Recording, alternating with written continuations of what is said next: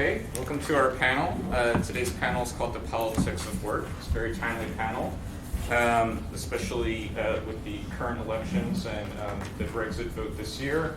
The topic of work, of jobs, of employment has been a issue that has been very important in a lot of the politics that has happened throughout the world right now. I'm going to start off with just reading the description, so I'm not going to read all of the questions because there's a lot of them. And then I'll introduce both the speakers today. We are missing today David Michael Smith, unfortunately. Where he lives was flooded out right now, so he couldn't make it into Houston. But because of that, I hope there will be a lot of audience participation today, and we will miss David on this panel. So, the description. First is a quote from Frederick Jameson. Capital is not a book about politics, and not even a book about labor. It is a book about unemployment. So that was Frederick Jameson from Representing Capital. The next quote is from Joan Robinson, the economist. The misery of being exploited by capitalists is nothing compared to the misery of not being exploited at all. And then the final quote is from Andre Gors. The error consists in believing that labor, by which I mean heteronomous salaried labor, can and must remain the essential matter. It's just not so. According to American projections, within 20 years, labor time will be less than half that of leisure time. I see the task of the left as directing and promoting this process of abolition of labor in a way that will not result in a mass of unemployed on one side and aristocracy of labor on the other, and between them, a proletariat which carries out the most distasteful jobs for 45 hours a week. Instead, let everyone work much less for a salary and thus be free to act in such a more autonomous manner.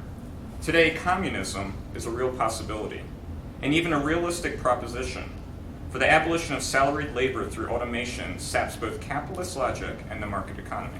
So that was Andre Gors. And so the panel description today, which I will now read. It is generally assumed that Marxists and other leftists have the political responsibility to support reforms for the improvement of the welfare of workers. Yet leading figures from the Marxist tradition, such as Lenin, Luxemburg, and Trotsky, also understood that such reforms would broaden the crisis of capitalism and potentially intensify contradictions that could adversely impact the immediate conditions of workers. For instance, full employment, while being a natural demand from the standpoint of all workers' interests, also threatens the conditions of capitalist production, which rely on a surplus of available labor, thereby potentially jeopardizing the system of employment altogether. In light of such apparent paradoxes, this panel seeks to investigate the politics of work from leftist perspectives. It will attempt to provoke reflection on and discussion of the ambiguities and dilemmas of the politics of work by including speakers from divergent perspectives, some of whom seek after the immediate abolition of labor, and others of whom seek to increase the availability of employment opportunities. It is hoped that this conversation will deepen the understanding of the contemporary problems faced by the left in its struggles to construct a politics adequate to the self-emancipation of the working class. So our first panelist tonight, his biography, Duy Lat Nguyen, is an assistant professor of world cultures and literatures at the University of Houston. His work has appeared most recently in Postmodern Culture, Thesis 11, Constellations, Differences, Interventions, Historical Materialism. Nguyen's current research explores works by the Vietnamese philosopher Tran Ngoc Ngoc? Okay. And develops a reading of his materialist critique of phenomenology. A second project, entitled The Post-Colonial Present, Redemption and Revolution in 20th Century Vietnamese Culture and History, examines Vietnamese cinema, literature, and mass culture from the Vietnam War era. And our second panelist tonight, Dylan Daney, has been part of the left since he was an 18-year-old high school student in Toledo, Ohio. In 2003, he was arrested for the first time during anti-war demonstrations against the invasion of Iraq. He has been a part of the labor movement for the past 9 years. At 22, he moved to Texas and started working as a banquet server in the hotel industry, where he led a successful 7-year campaign to organize the first union hotels on the San Antonio Riverwalk. He moved to Houston in 2015 to head up the Houston local for Unite Here, the National Union for Hotel and Airport Workers. In 2015, he won his first campaign here in Houston, bringing 500 restaurant, fast food, and Starbucks workers at Bush Airport into the union. He is currently leading new organizing drives to unionize hundreds more airport and hotel workers before the end of this year. So how this panel will work is we'll have about 10 to 12 minutes of opening remarks, then we'll have a 3 to 5 minutes of response to the panelists, and then the whole rest of the time is devoted to discussion, so Q&A from the audience. Okay, so when you're ready to begin. Okay, so the problems that were given to the panel that I wanted to address today is these two questions. How do you characterize work as a political issue in contemporary society? And what is wrong with employment? What is wrong with work? And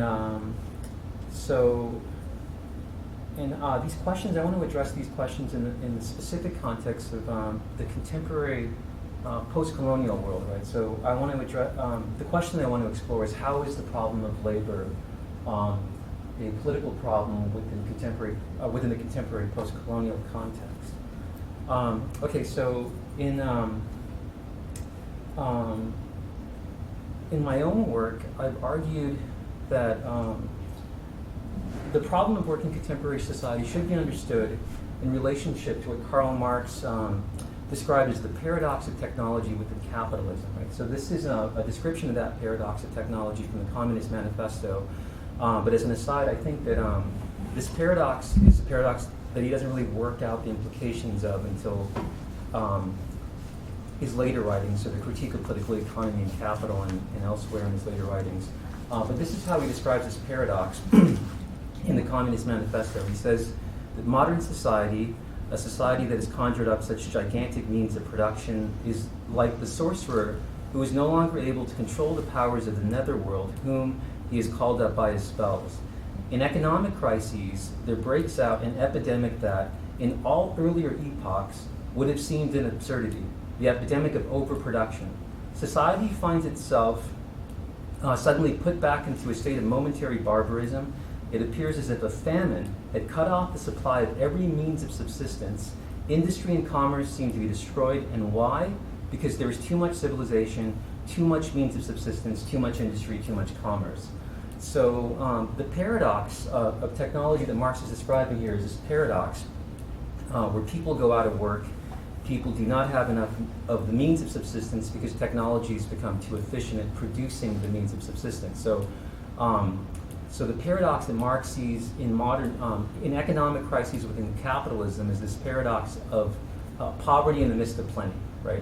Or rather, poverty precisely because of plenty, right? So it's precisely because technology can produce things too efficiently in too great of abundance that people go out of work and paradoxically don't have the means to be able to acquire those means of subsistence, right?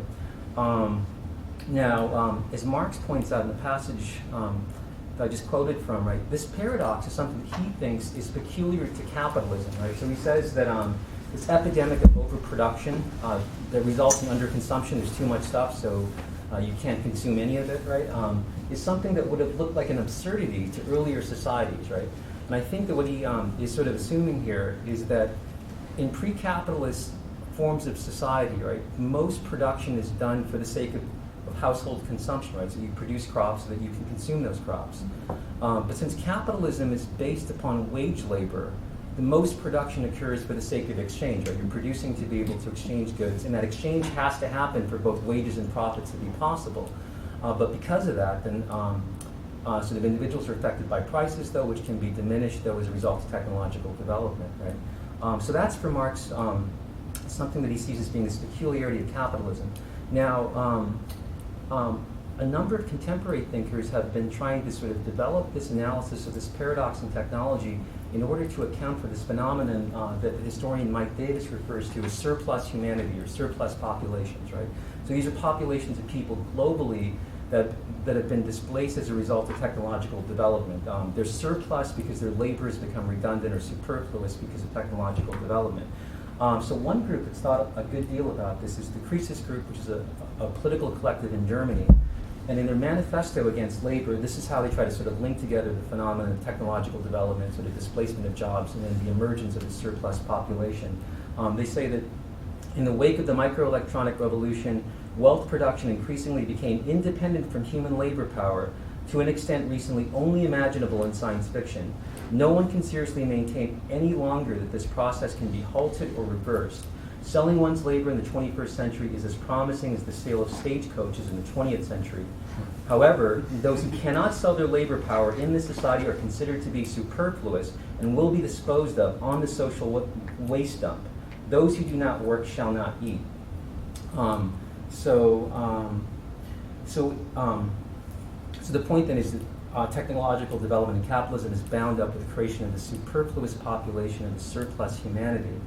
And so what's interesting about this is, the situation, as some thinkers have noted, is that there's this kind of weird proximity, right, between sort of the possibility of some totally different form of society where people would have enough, right, and this kind of catastrophic development, though, right, of this surplus population where no one has jobs, though. So you have a society, though, that because of this contradiction between the wage-labor relationship and technology, right, the condition for another kind of society becomes transformed into this catastrophic situation, though, where people are displaced on this mass scale from wage labor. So I want to talk about this quote. Okay, so it's not difficult to find a concrete example of this phenomenon of sort of technological development creating surplus populations, right? I think an example of this that's really close at hand is I think that this phenomenon, this paradox, is the mechanism, in fact, behind the devastating economic impact of NAFTA on the Mexican economy, right? So the goal of NAFTA, of course, though, was to sort of modernize Mexican agriculture and industry through the promotion of free trade, right? But what ended up happening instead, of course, there was U.S. subsidized agricultural products. But this industrial agriculture was dumped on the Mexican market, collapsing the price of grain, and that then led to the mass dispossession of up to 15 million peasants in southern Mexico. So that before NAFTA, before 1994, a quarter of the Mexican working population was employed in agricultural production. Sort of a large part of that population sort of engaged in subsistence agriculture, producing for their own consumption. After NAFTA was passed, right, you had this massive process of dispossession where up to 15 million maize farmers and their families were driven off the land. That's 1 in 6 Mexicans. So it's a catastrophe, right? And by 1998, you have these rural poverty rates reaching 82%, according to World Bank figures. And then this displaced population in the 2000s then begins to kind of migrate into Mexican cities, right, which were supposed to sort of have see this development of the system of factories and maquiladoras. But of course, most of those don't materialize because the U.S. then sponsors China's full entry into the WTO in 2001, and this paves the way, of course, for half of the jobs that were supposed to be created in northern Mexico to go to China and Southeast Asia. And so I think that this can be understood, this impact of NAFTA on the Mexican economy as being this example of this paradox that Marx describes of technology and capitalism, right, where you have populations of people deprived of the means of subsistence precisely because technologies become too efficient at producing the means of subsistence. So this is a situation in which U.S. agricultural overproduction produces mass dispossession of Mexican peasants. Okay, so I still have a few minutes left. I was going to say something about the relationship between this impact and narco-capitalism. I just wanted to mention really briefly that I think the word that a few years ago was being used, though, in Mexican newspapers to refer to the surplus population that was produced as a result of the impact of these policies was los niños, right, which is short for ni estudian ni trabajan, this huge population of young people that have neither the means to go to school nor can they find work in the formal sector. And of course, this population has been sort of, well, I'll just skip over the part about the drug trade. But okay, so this problem, of course, is not just specific to Mexico, right? As Mike Davis's work on Planet of the Slums points out, right? It's kind of this global phenomenon, right? This sort of surplus population has become sort of a global trend, right? And I wanted to talk a little bit about sort of the difference in terms of the political character of this population, the surplus population, in comparison to, say, the classical working class, right? So surplus humanity, it's this kind of broad category. It includes sort of slum dwellers, workers in the informal economy, refugees, immigrant laborers, criminals, right? It's a population that's often regarded as parasitical because its labor doesn't contribute to the formal economy, though, in many cases, right? So in contrast to the working poor, the surplus population is not a population that's exploited for their labor. And this made me think of the quote that Daniel just gave about sort of the misery of not being exploited at all, right? So the particular form of oppression that the surplus population suffers from is not that of the traditional working class who are exploited, though, for their labor. This is a group of people that, because of the superfluidity of their labor, are simply excluded from the economy altogether, right? And this is not an abstract problem. A really concrete example of this is, of course, the situation that's evolved in Palestine over the last few decades, right? This situation, I think, is a pretty kind of stark departure from the sort of classical situation of colonial domination, right? So you might want to think about this with reference to the film Battle of Algiers. Have people seen the film Battle of Algiers, right? So in the film, this huge part of the Algerian Revolution was this general strike because the economy in Algiers depended upon this indigenous population to go to work, right? All they had to do was essentially stop working and shut the economy down. Now that's an exploited labor population, but in the case of the Palestinians, right, that option is no longer available. And this doesn't have to do so much with technology, but I think there's kind of similarities to their problems, though, as a surplus populations to the one that I've been talking about. So before the mid-1980s, the Palestinians were sort of provided this important source of labor for the Israeli economy. But after the Oslo Accords, right, the Palestinian population becomes an increasingly superfluous laboring population because of this influx of immigration, first of Soviet Jews, though, and then other transnational migrant laborers into Israel, right? And that leads to the situation that Naomi Campbell has described, right, where the Palestinians become increasingly this sort of superfluous population in relationship to the Israeli economy. So she says that before the arrival of the Soviet refugees, Israel could not have severed itself for any length of time from the Palestinian population in Gaza and the West Bank. Its economy could no more survive without Palestinian labor than California could run without Mexicans. So, and this is why it wasn't possible prior to the Oslo Accords for Israel to simply sort of like shut down for a long period of time, though, these Palestinian settlements, right? But this changes, of course, with the influx of migrant labor, and this then, right, shifts the Israeli strategies against the Palestinian from being one where, you see, they still needed this population, to one in which they could simply sort of wall it off, seal it off, though, from Israel, because it was no longer a necessary part of the economy, right? So I wanted to end with this quote, though, by William Robinson, sort of talking about the situation of the Palestinians as an example of surplus humanity and the way it differs, right, from that of a marginal exploited labor population, right? So he kind of describes their situation as being a situation of exclusion as opposed to exploitation, right? So you see, and this exclusion is what he describes as sort of this final structure of exploitation, which is the final structure is exclusion and appropriation of natural resources. This is a situation in which the dominant system needs the resources of the subordinate group, but not their labor. That is, not their bodies, not their physical existence. This is the structure most likely to lead to genocide. It was the experience of the Native Americans in North America. Dominant groups needed their land, but not their labor or their bodies, since African American slaves and European immigrants provided that labor. And so they experienced genocide, right? So this form of oppression, right, this misery of not being exploited at all, right, in some sense, is more dangerous as a situation to be in than sort of this classical condition of exploitation that Marx characterized so well in the manifesto regarding the proletariat, the traditional working class. So I'll end there. It's just kind of speculative, just a bunch of stuff that I put together recently. This is not from a project, and so it's not completely worked out. But thanks. Thank you.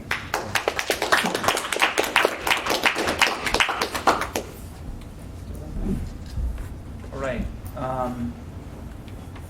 So I'm excited thinking about a lot of the things you said. I don't think we're going to be too far off here, but hopefully we can get to some interesting questions. Daney sent me a lot of interesting questions before this panel, so in terms of my remarks, I'm going to try and address some of them from my perspective. I'm kind of directly involved in what you would think of as the traditional labor movement, organizing exploited workers, as we're talking about.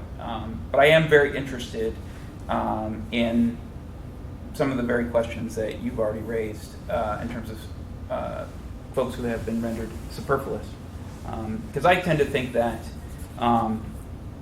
those folks who are the working poor, who are exploited, and those folks who are rendered and excluded from the system share some common interests. And as a person who's interested very much in social movements, I'm very curious about the question of how those two groups might combine and build power together.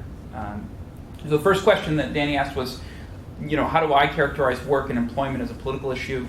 For me, I think a lot about the way that forms of private power are not seen, in the sense that we love to talk about our democracy in this country, but we go and spend a third of our life working for someone, generally in a case where people have no democratic rights. Similarly, I think about it in the classic sense of in pre-capitalist society, right? It was sort of easy to see where the surplus was going. You grow your crops, the tax collector comes and they take part of your harvest, and it's very easy to think about what portion of the surplus goes to you from your labor. We now live in a time where all that is very abstract, and it's hard for workers to even have a sense of what the product of their labor is and where that's going. And I can tell you from the industries I work in, it's incredibly complex and shadowy, and you don't know who owns what when it comes to the hotel industry, airport industry, the different groups that exercise power over the workers that I talk to every day.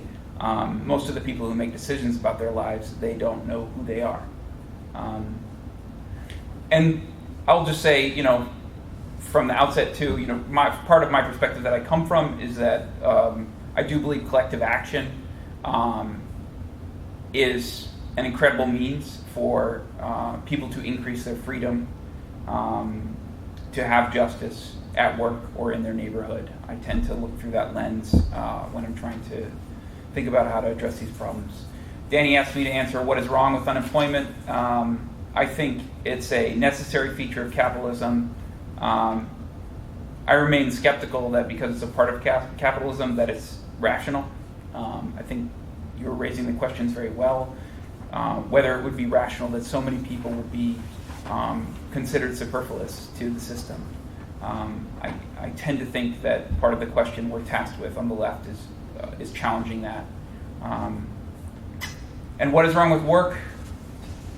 As a union organizer, I think we work too much. I think our work is undervalued. I think the companies, the bosses, have too much control and power over our daily lives. Daney asked about the distinction between work as a purposeful human activity and work in the sense of labor and capitalism, whether that distinction was worthwhile. I think it is politically relevant.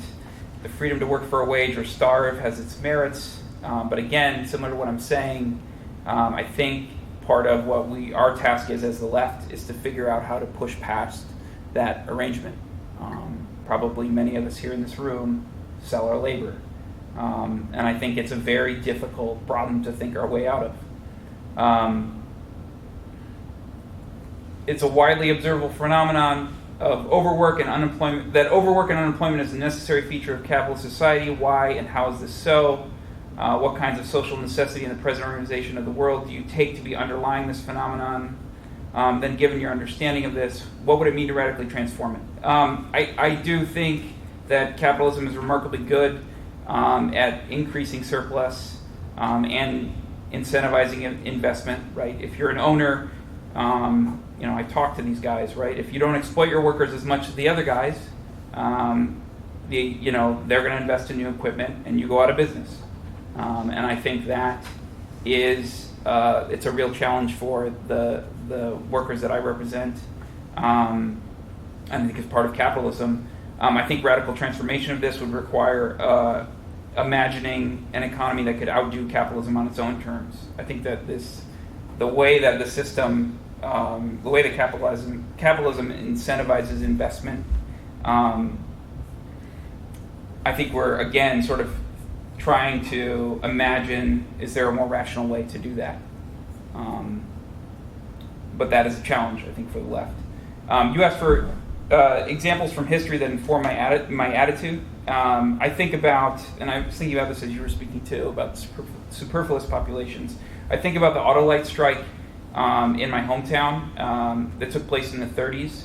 People didn't know it was a factory occupation, but it was won in many ways because the Socialist Party in Toledo was organizing at that time. The workers would have lost that occupation, but they were actually doing a ton of organizing among the unemployed in Toledo. Unemployment was really bad at that time, and there was about 10,000 people who came down from the city to the factory and surrounded it when the National Guard tried to stop the occupation. So for me, that's like a great example, sort of thinking about how do these two things come together. Where can organizing in both these groups work together? I also think about the Teamsters in Minneapolis. This is also in the 30s. I like looking back to the 30s.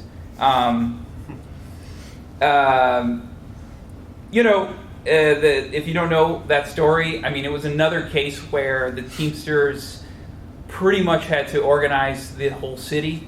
They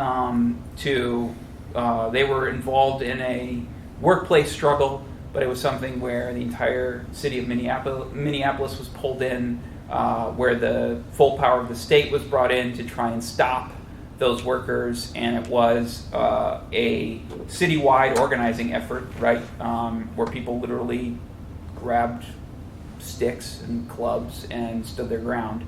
I guess I think that to me these are important flashpoints, and I think that for me as somebody who's part of the labor movement, I think that these moments are kind of too rare. I think that we don't see that kind of, especially in a place like Texas, we don't see that sort of direct conflict between labor and capital. I'm also, again, thinking about history, I'm fascinated by the ups and downs of worker power. People are very familiar with the fact that organized labor is at a low point today. That gets repeated all the time. I think what people are less familiar with is that the worker power has grown in fits and spurts in this country. That the last comparable time that union density was where it is today, today it's probably around 11% if you combine the public and private sector. The last time was right around the time of the Great Depression. Before that, if you went back to like the 1910s, you have much higher union density. There was a collapse for 20 years until that crisis. And what you saw happen coming out of that crisis was that, for 25 years, millions of people organized unions in their workplace until about a third of the private sector was organized over the period of about probably 25 years, peaking in the 50s. But if you look from the beginning, it goes up, it goes down, right? And especially relating to crisis. So I think about those. It gives me optimism now, 2 minutes, that it may not be that we're sort of turning the page of history and going to the dustbin. You asked about sort of remedies for the problems of overwork and unemployment, like full employment, guaranteed minimum income, shorter working hours. I think the two things that I am excited about, I do think ideas like the UBI, Universal Basic Income, and the fight for shorter hours are essential and important. Keynes was saying in the 30s, right, with all the increases in productivity, that we would soon be working like really short work weeks, right? And what we've sort of seen is that again, like the powers of capital have been remarkably good at capturing those gains of productivity, and we're working more than we ought to. I guess what I would say, I think it's insane that we aren't heading towards a place where we have to work less with the amount of stuff that we're able to produce. And I think that something like the UBI is going to be important because of also some of the things you mentioned about technological change. I think I have no qualms about saying that I think with computers, robotics, what we're already seeing happen in places like the transportation industry, that there's going to be a remarkable transformation. And, on the goal of abolition of wage labor, well, I'll just go back and say, too, just on shorter hours, I mean, to me, that's like a direct, it's a direct thing that I think workers could be demanding and ought to be demanding. I'll be very honest, I think, when I'm approaching it as a organizer, it's difficult to even think about, in a place like Texas, often being able to win just the raise that we want to get, right? Or the raise that would be necessary to live with dignity. But I do think it's important that those of us who are leaders on the left are thinking about this problem, because I think we do deserve a worker movement in this country that could fight for a shorter week. There was a time when we didn't have a 40-hour week or a 5-day week. And I think we should open ourselves to the possibility that workers, organized workers in particular, and perhaps in combination with folks who have been who are not being exploited, could be working together for the conditions to create some of these victories that we're talking about. And so I wouldn't say that I know on sort of the question of abolition of wage labor. Should it be a goal of emancipatory politics? I think I have a difficult time saying exactly how we get there, but I guess I feel like I know the direction.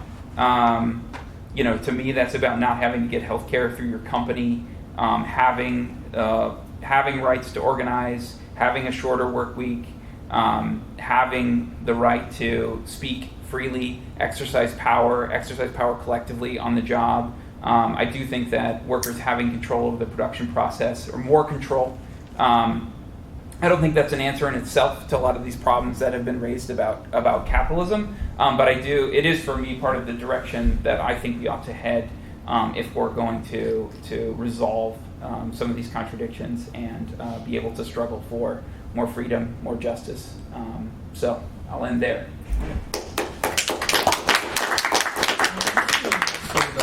About solutions, though, just to be like. Oh yeah, sure. I mean, we're doing responses now, so if you want to.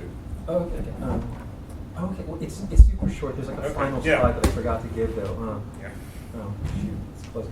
Anyway, I was thinking that in terms of solutions or remedies, right?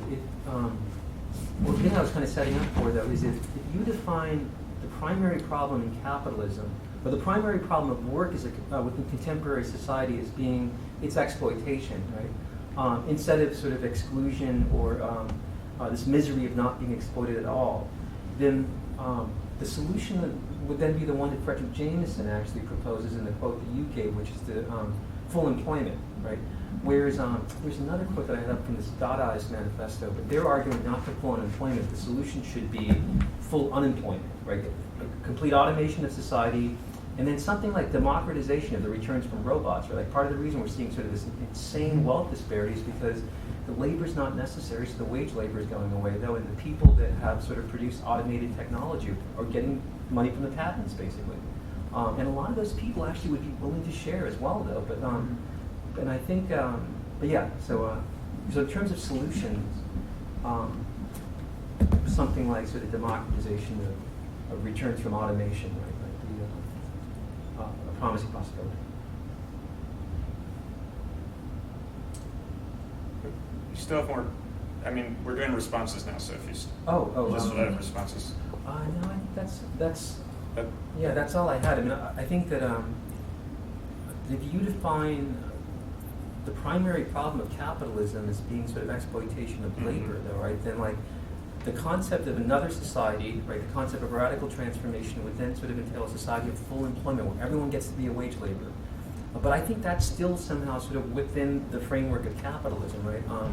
And I think sort of, I mean, as difficult it is to imagine, right, another kind of society, I think, would have to involve the abolition of labor. It's funny too, because the quote that I was going to put up was something was from a manifesto that I taught in this course on Marxist theory at Brown about 3 years ago.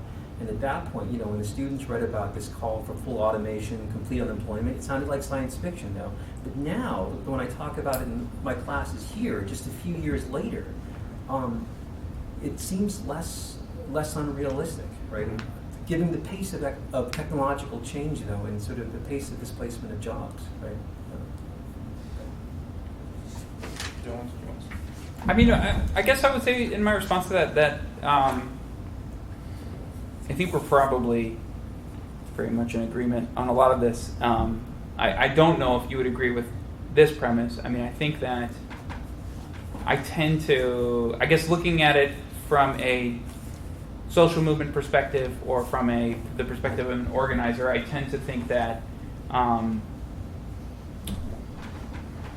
well, and I don't know, I don't want to characterize your position, but I have encountered, I think I've encountered a position on the left sometimes where folks would like to say that because we have to move beyond this idea of exploitation, that we should not encourage workers to self-organize. We should not support bureaucratic trade unionism. That that should be abandoned.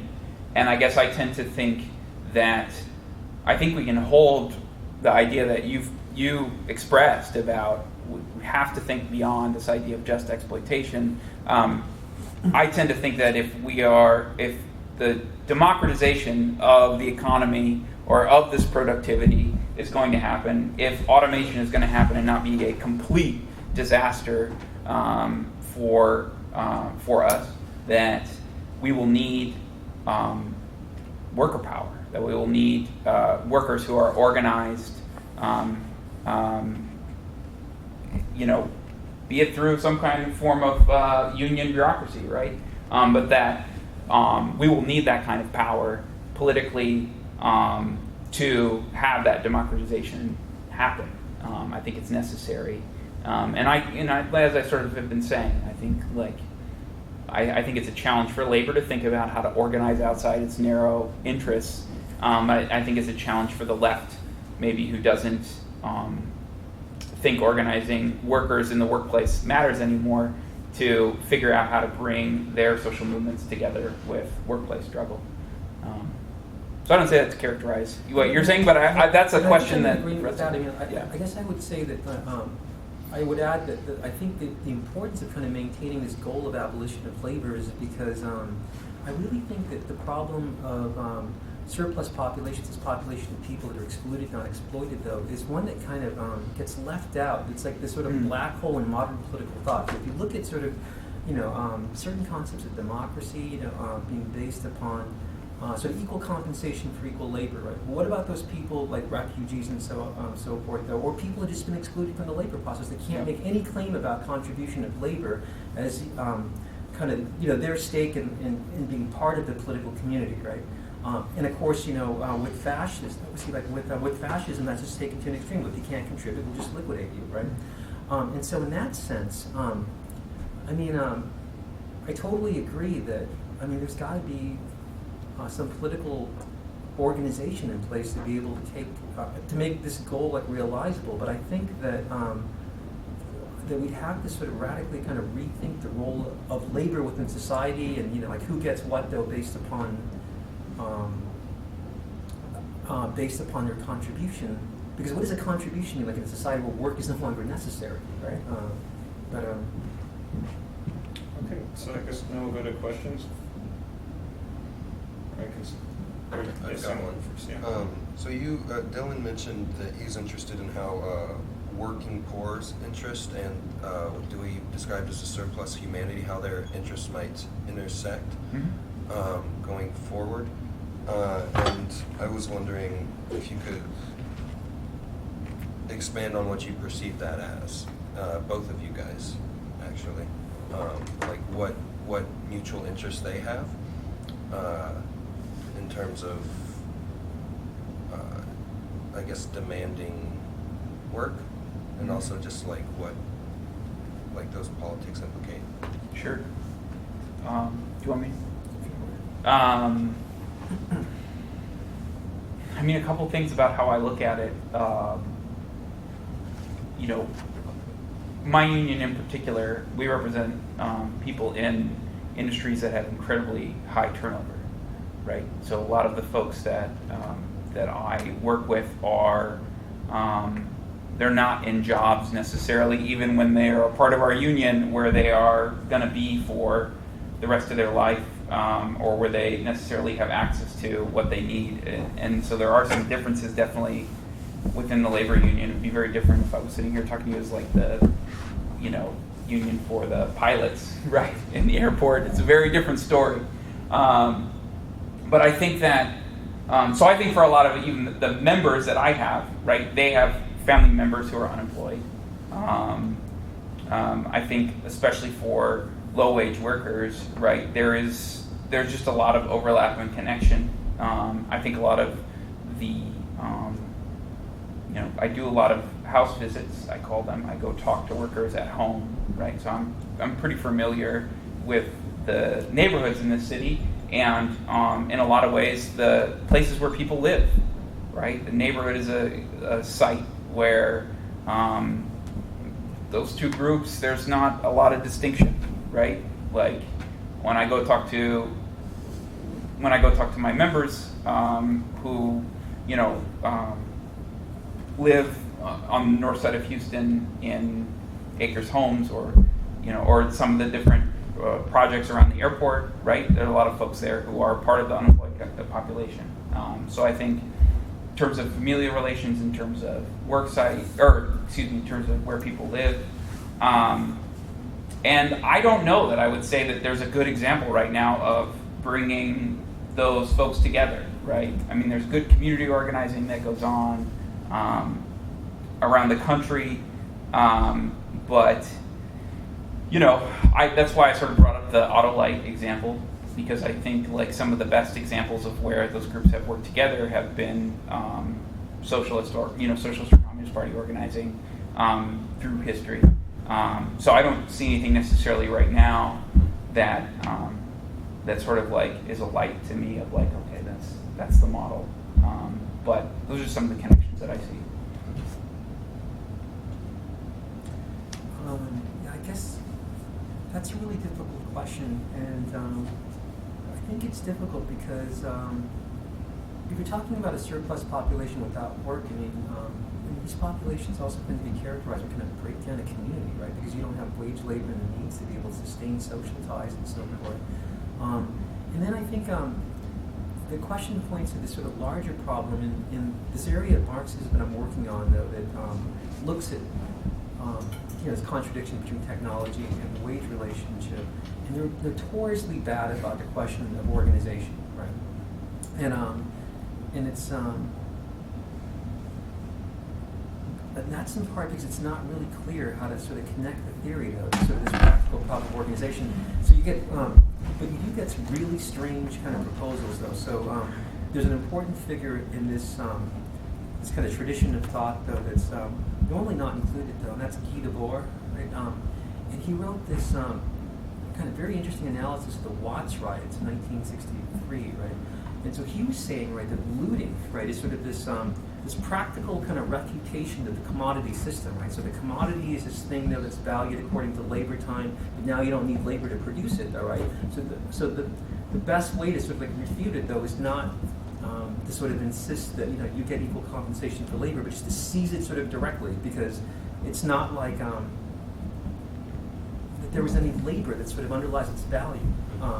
So yeah, I mean, so it's a really difficult question, and within this tradition, though, there isn't. I don't think there's that many clear answers about like how do you link together, I guess, kind of a traditional labor politics with clear goals about what it wants in terms of, you know, gains in wages, though, and this kind of principle of abolishing the wage system as such and abolishing the commodity form, right? And I think kind of piggybacking on that, I also see one of the larger problems. Well, I think with these two groups that we're talking about, it's kind of pretty clear cut that they're either exploited or they're kind of this superfluous labor. And so I think in the case of I guess from their own experience, like phenomenologically, they are experiencing the exploitation pretty clearly. Mm-hmm. So there's like this recognition that hey, I either don't have a job or I do have a job and it's low wage. But I think what I'm kind of interested in would then be how do you kind of relate the exploited working class, like the types of people that you're organizing, and even the people who are this superfluous humanity, with the almost like middle class or lower middle class people who might not even have like the experience of exploitation, but it's pretty clear that there is exploitation. But I guess they might say my needs are met to some degree.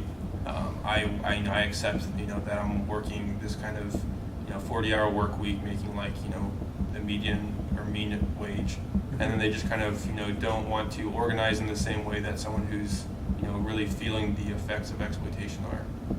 Yeah.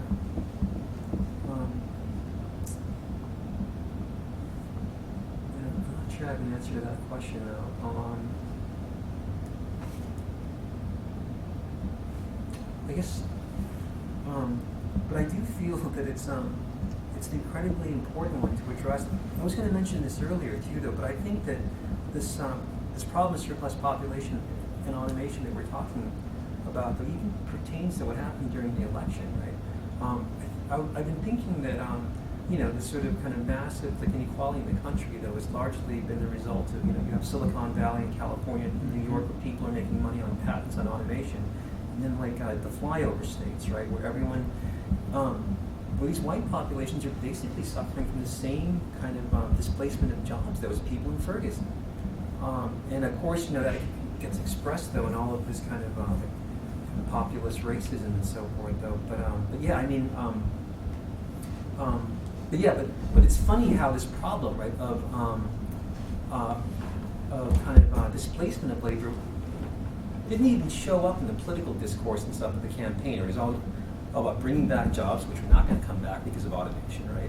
Or just sort of ignoring that because you care more about Wall Street, right? But there was no talk about basically, what about the fact that that the society is shaping up in a way that work is no longer central to the society, and so politics should no longer, I think, simply be about this politics of labor, like in a society in which labor is becoming, like somehow that just couldn't get articulated within the existing political positions. Just to sort of, or I guess I would respond to that by saying one thing I'd say is that capitalism will help with that, right? So, some of the probably one of the most radical unions in this country is a middle class union. It's the National Nurses United, right?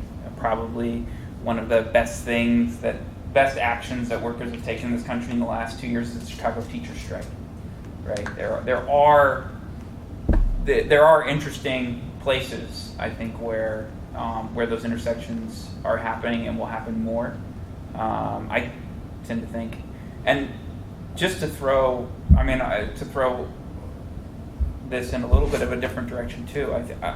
I tend to think that it's not sort of a problem that I see paired with this idea of those workers who cannot be exploited.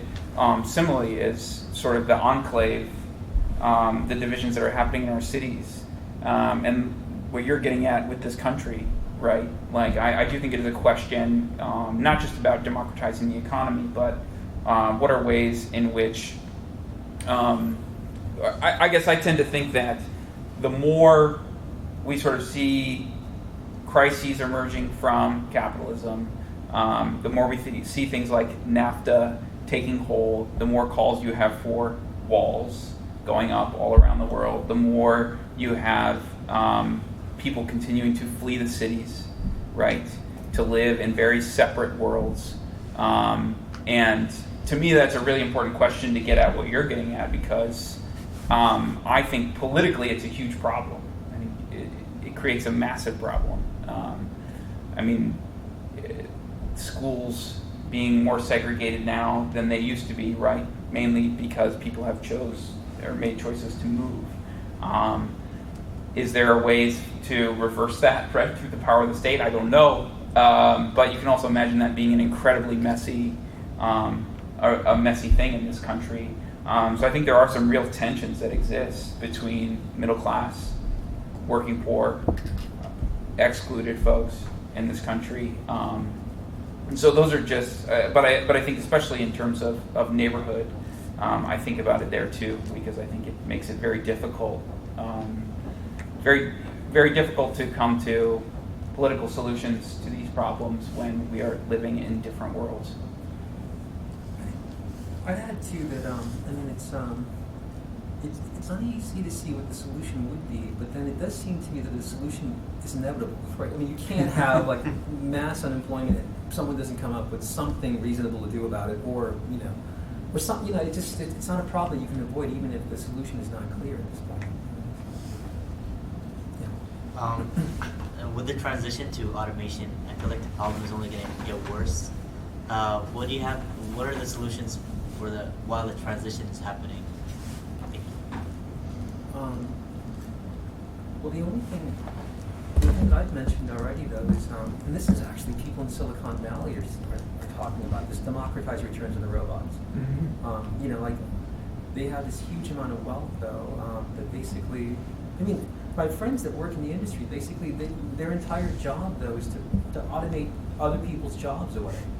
And they've made a huge amount of money from that. And there's a lot of talk actually within that group, though, both about sort of guaranteed minimum income, though.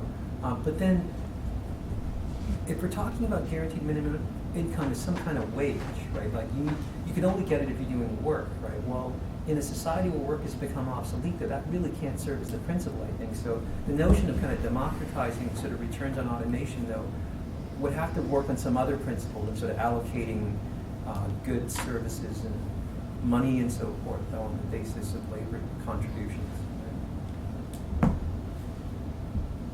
What do you want to add to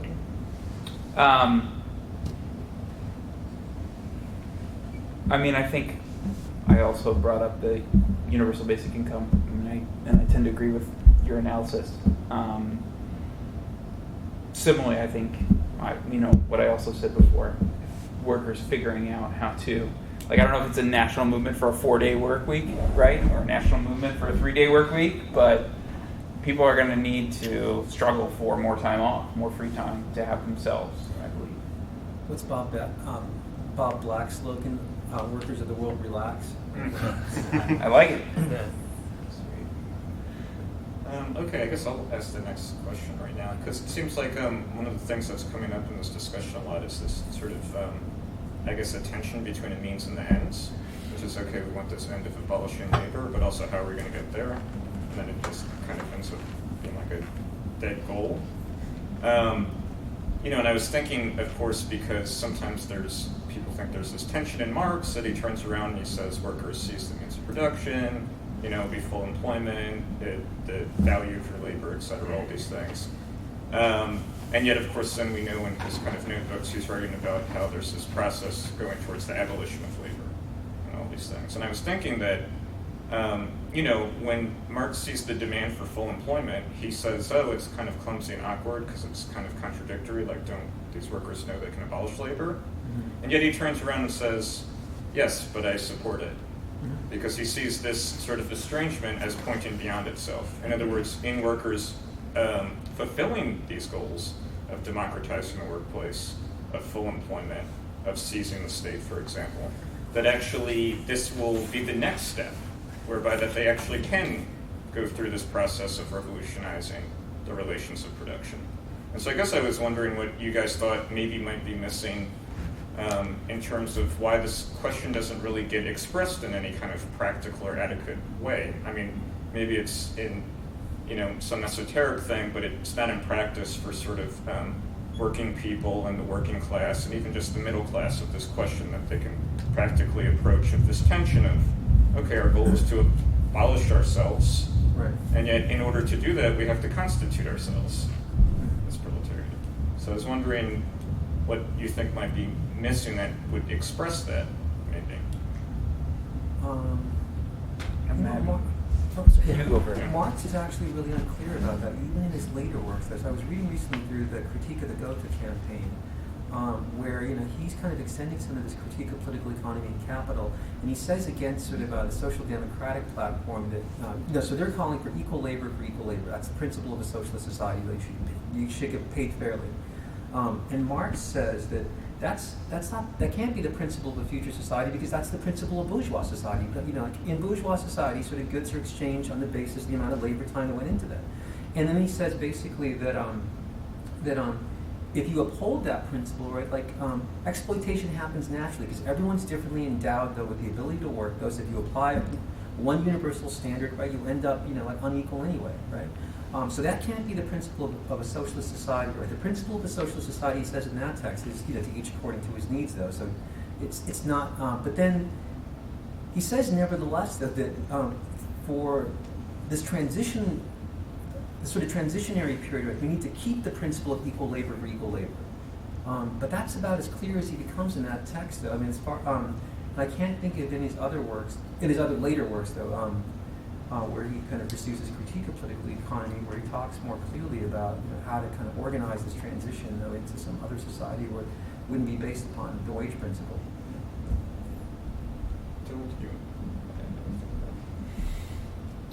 I guess, my thoughts about why this question does not get expressed, or this goal. I guess I would attribute it to a couple things. One being how deeply our very thought and identity is tied with ideas of labor, right? That when we meet someone and they ask us, "What do you do?" Right? Who pays you for your labor time? So it runs deep, one, and then I think two, I think I think a lot of people on the left are becoming more interested in these ideas with technology, but I think in some ways a lot of the left's perspective on political change is resistant to technology, is resistant to the kinds and scale of problems that we're talking about, right? The sort of, this whole conversation here, I don't think there's a lot of it in this room, but most of the time when you're talking left politics with folks, there's a bias towards the local, there's a bias towards the natural, and there's a bias towards the small. And I think that a problem like abolishing labor is not going to be resolved with any of those solutions. So I think there's a struggle on the left in general to even think in the terms that would help us address it. Yeah, and I guess because modern politics is so bound up with work, your work is your contribution to the political community and all this, though, it's that accounts, I think, in large part for the sort of resistance to talk about the impact of technology. It's hard to talk about politically because you don't, because it kind of calls into question all these assumptions about the importance of labor that a lot of political discourse presupposes, right? So I think those people confront the same problems that we're confronting now about thinking about politics that wouldn't be about work, right?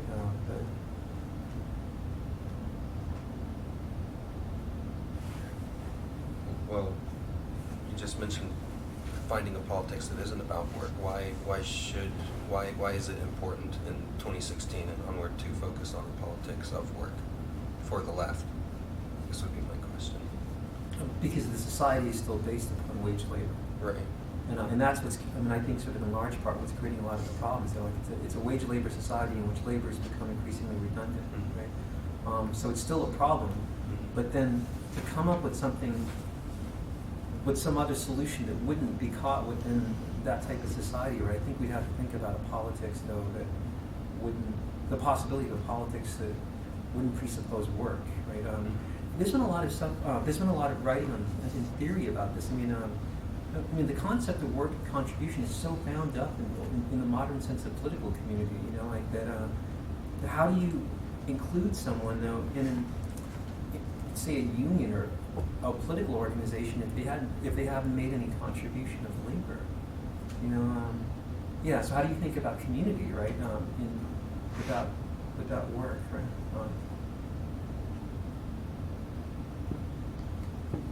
Well, okay, I mean, I guess I would add to that then would be, is it even possible to think out of the framework? And maybe the question is how, you know, what already does exist, how does that point beyond itself? Because, you know, right. with Marx and with these figures I quoted in the introduction, they weren't like, we're going to do another system, but it's actually rather everything was in front of them, and it's how they could critique that and push it on itself. So, in fact, these labor demands, yes, they were contradictory, and yes, that's all you're going to get. But that points beyond itself. So I guess then, you know, because I guess the thing I would return to the Guy Debord reference you made about the Watts riot would be, is this actually even going out of the framework, or is it trying, you know, thinking it's out of the framework? You mean like, you know, the concept of looting though? Is yeah, well, but to loot would still presuppose the property relations. Well, I was thinking, I mean, like the example that I had when I was reading through that text was Katrina, because I remember, you know, like in a situation where no one had sort of relief from the government, or people that were without food, though the government insisted that, you know, you can't loot stores, though. I mean, there's value there that belongs to somebody else, though, and like to seize it sort of directly in that way was kind of a revolutionary act, right? I mean, it's just a thing that someone can use, though, but because of this magic property sort of value, though, that that's preserved in it, though we can't touch it, even though we need it to be able to live, you know. So the problem with sort of Debord's analysis there is it's not. I mean, that's not a political program for a new organization. But I do think that.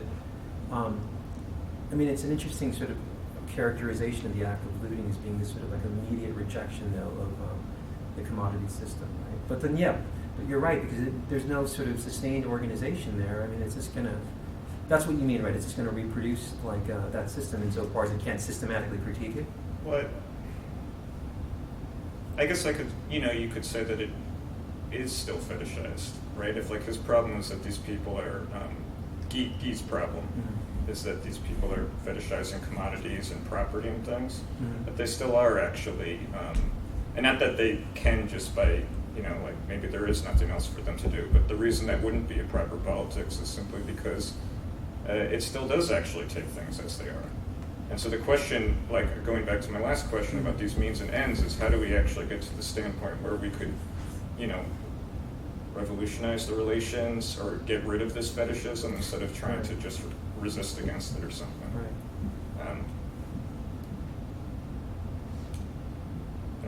Did you want to say something? I mean, I suppose that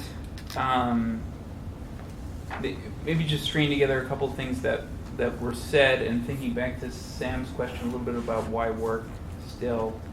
I guess, you know, I would say work is still a place of struggle, and we should be thinking a lot about it, mainly in the sense that, like, I am very supportive of an idea like how do we democratize the productivity gains from automation, coming from the labor movement and trying to figure out how to get healthcare that people can afford, or like very basic stuff.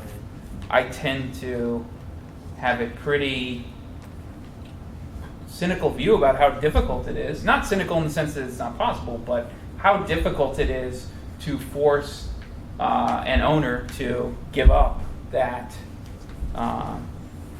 profit, right? And so I just tend to think that if we're still struggling in the workplace and workers are still, you know, wages are still too low, that we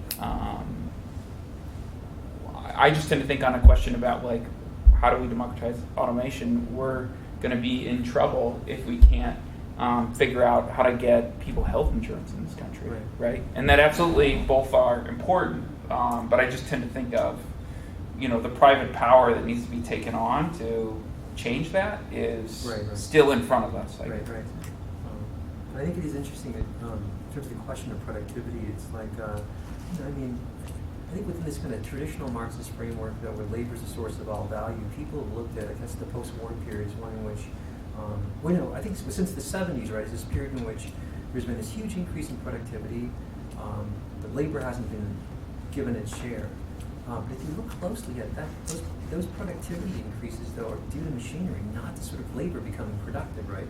So, but what that suggests to me, though, is the notion of kind of democratizing the returns on automation, right? Like, would have to kind of disregard the principle of equal labor for equal labor. It's like, sure, I didn't, my labor didn't contribute to that increase of productivity, but I should nevertheless, right, see a return, though, on this technology because no one's really working. And then, like, that takes us to the question, too, of, like, returns in technology.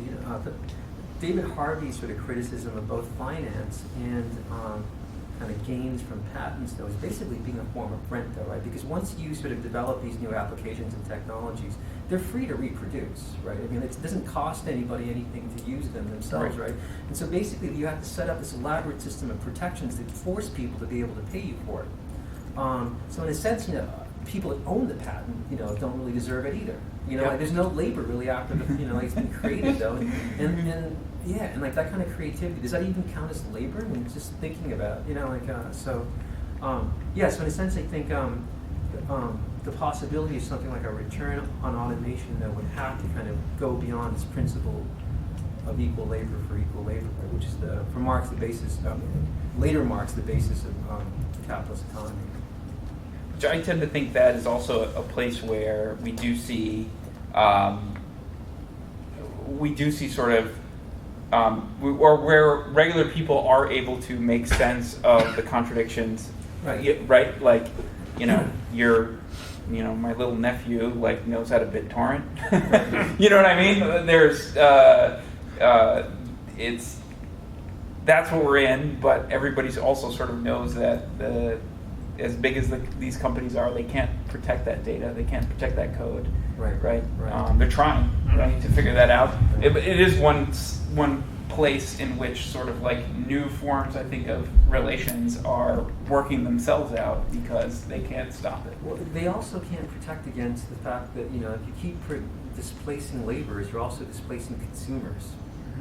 Mm-hmm. So then the problem of this increasing surplus population is also a problem, who's going to buy the product? Who's going to pay the rent though for the product? Yep. You have a question? Oh, no, sorry, I thought you were me. Oh, okay. Sorry, That guy did. Oh, Gary. Yeah. So I think interesting, kind of on the topic of automation, and I guess comparing almost the sense of equal pay for equal labor in context of kind of, at least in computer science, machine learning. So the concept that I can make this program and then I'm finished with it, but it can build on itself. So it's almost interesting. Maybe it's a contradiction. I'm not sure how exactly it ought to be characterized, but in the sense that it can make itself more productive on its own, and not as if and this is different, I think, from typical labor in which you're kind of, at least on the lower end of the spectrum, you're pretty heavily restricted towards becoming more productive. And so maybe there's a sense in which the automation is not only automated in like the conventional sense, like self-driving cars, but automated in the sense that it can almost redefine itself as like whatever kind of technology it is. So maybe it's like a self-driving car that somehow learns new things or whatever. Yeah. But in a way in which it's somehow different than the human conception of labor. Right. Yeah, I mean that's like one of the major disagreements that I have though with the Italian autonomous people like Negri and their reading of Marx, and specifically the famous fragment of machines that was like part of the manuscript of Capital, is that they talk about this thing called the general intellect, and they interpret this concept in Marx though as being like labor has become immaterial in the postmodern economy, right? So the creativity and so forth generates value. And so they basically, in that reading of Marx, they get rid of the critique of value, right? Because I don't think Marx is saying that, once you have sort of machine learning and people doing sort of creative labor and stuff, that that becomes a source of labor. That becomes a source of value, right? But rather, that undermines value. I mean, that's, in a sense, that kind of activity makes it so you don't need labor anymore. And therefore, sort of the principle of valuation of goods according to labor. But the other thing that's sort of interesting in this respect, though, is Marx is actually pretty strange, I think, though, in terms of his sort of perspective on the role that automation plays in capitalism versus other societies, right? So he's got this funny quote, though, by Aristotle, right, in this part of Capital where he's talking about the impact of sort of introduction of labor-saving devices during the Industrial Revolution. So he says that in Aristotle's works, right, like when he talks about new technologies, right, like that liberates slaves, though, that sort of creates more use values that everyone can use, right? Whereas in capitalism, for some reason, when more products are produced as a result of the introduction of labor-saving technology, more people go out of work, sort of wages go down and so forth, right? And that's basically because, if you value things according to labor time, your technology takes that labor away, though. The profits and the wages go away too, though.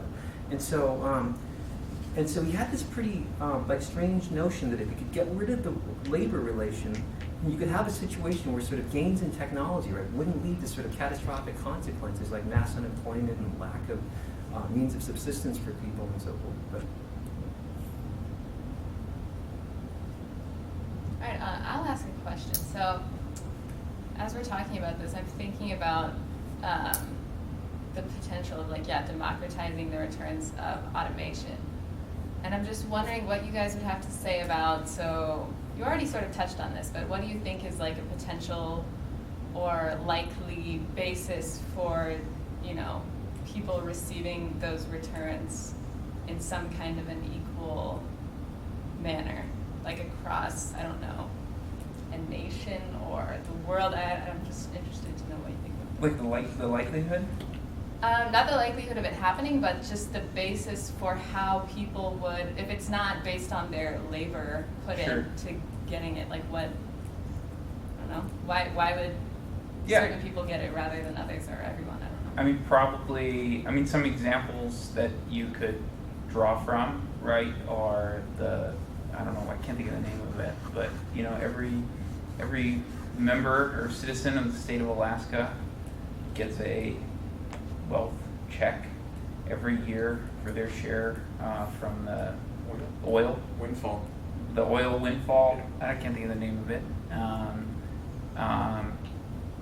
I tend to think, there are folks who argue more for, and you were referencing it before too, work-based basic income, right? That people should be, and there's been lots of ideas about that, like the state should pay people to do productive work and pay them a basic wage. I tend to think that, and I think we probably agree in what we're talking about here is not that it would need to be something universal. It seems like that would actually be exactly the opposite of paying you for some other type of productive work. That's still So I think, but similarly in the way that the state of Alaska treats the oil wealth there as something that is owned by the citizens of that state, and every year they're given a certain cut of that. Probably democratizing automation gains is much more complicated, but I think if we're especially just thinking about a place like Silicon Valley, where it is in many ways incredible. I mean, and also just thinking about this economy in the last 15 years, right? The sources of profit in this economy have much of which has come from the sort of intellectual property, right? Much of which has come from, what is Facebook, right? It's code. Well, it's also an incredible data mining project to pay you, $26 a year to give away all of your secrets. But I think you're right when you sort of talked earlier about how that, there isn't, it's not really like Zuckerberg isn't doing billions of dollars of labor. No, but that's Right, but he is in some ways privately appropriating this thing that's publicly created, right? It is it's thousands of people, tens of thousands of people probably working on this project, all of that wealth privately appropriated by one person. I think in general we're trying, like I would be thinking about how can we imagine a more just way that those resources, that money would be dispersed. But there's probably also questions beyond even like, can you do it with a system of money, right? Like, does it even work that way? But I don't know, just some ideas around that question that I would have. Yeah, the question of the surveillance economy is interesting, right? So in recent years, it's been you have these big companies that basically have the biggest servers, and then they kind of lure you in like Facebook does with all of these free services so that they can sort of get your information. And that's made it possible for the people with the biggest servers to be able to kind of gain this market advantage because they have so much information. But that, of course, I mean, like, as all of these people like Jared Lanier have been arguing recently, like, like leads to the sort of winner-takes-all situation. More and more people sort of displaced from jobs, though. But in addition to that, the surveillance now is increasingly being used to sort of automate processes, though, because the more information you can get about different labor processes, though, you can automate that. And so it's only accelerating that process as well, so I find that interesting, too. Yeah. You mean like for personally reducing labor? Like, because Amazon knows I need eggs and they just have them there. I don't have to go to the store tomorrow. So surveillance is no longer simply the sort of state police technology. Oh, it still is that. Right? Yeah. But in addition to that, I mean, it's like big data is gathering sort of all this information that makes also kind of, like medical discoveries possible, though. But it's also increasingly being used to kind of gather information about different work processes in order to automate them. I guess like medical records and so forth that can be used to sort of develop sort of applications that predict diseases and stuff like that, and get rid of doctors too. So it's interesting that and that's actually one of the interesting things about the surveillance economy is that let me see. So one of the major problems, right, with the planned economy in the Soviet Union is like, unlike a market economy, it was very difficult for them to get information about what consumers wanted and so forth. So in the 1970s, right, they began sort of experimenting with these early computers to be able to try to put their planned economy on, this computerized, because the amount of information and stuff for all the inputs for production were just sort of too big. So that was impossible. But now, with the surveillance economy, even though it's sort of this dystopia where you have no privacy, right, you have, like one processing power and sort of all this information, though, that may make possible, right, some other kind of planned system, right, that could exceed the market. But so it's this weird sort of convergence between this this catastrophic new technology and then like what it makes possible, in terms of a radically different kind of society. Yeah, I have a question. Yes. Okay, this is pretty overwhelming, realize how much I'm not in the game, of what's happening with society, let's call it. It's crazy. You almost need game theory to participate, just in the analysis of it. But I guess, let's see, I don't know what to ask, really. It's a fascinating conversation. So I'll just say, I guess we're in the age where Castro is dead and Trump lives, And it just seems to me that globally, the game is on for the neoliberals, and I'm interested in what I think Danny was talking about earlier about that point of disruption where people can actually see beyond themselves or sort of see differently, like they're not trapped, but they can take a hold of their own lives, I would put it that way. So can you address the issue of we're talking about labor as onerous, maybe talk about the dignity of labor and, is there any disruption that will get us, if we want to get beyond labor as something that's undesirable or oppressive? I guess maybe abolition of labor isn't the only way to talk about it, and a lot of people within this area of theory that I work on talk about it just kind of being a transformation of labor. If it's no longer wage and you don't need to do it, it no longer feels onerous maybe, or because there's plenty of activities that we do that look like labor, though, but don't seem like labor because it's not something we're obliged to do or forced to do. So maybe in a society where you weren't kind of compelled to be able to labor in order to live, that sort of all sorts of other activity would be like, or work maybe. And this is actually Walter Benjamin, this other philosopher that I work on, that made these sorts of speculations, that the work would become like a hobby when it didn't have this sort of compulsion to it, though, that's been put upon it, though, within this economy. So maybe abolition of works makes it sound as if there's no dignity to work, or work is just always terrible. But then within this tradition, there's also a lot of people that just think that sort of, once you get rid of the compulsion of work, it could be something, work itself could be something sort of like transformative and fulfilling again.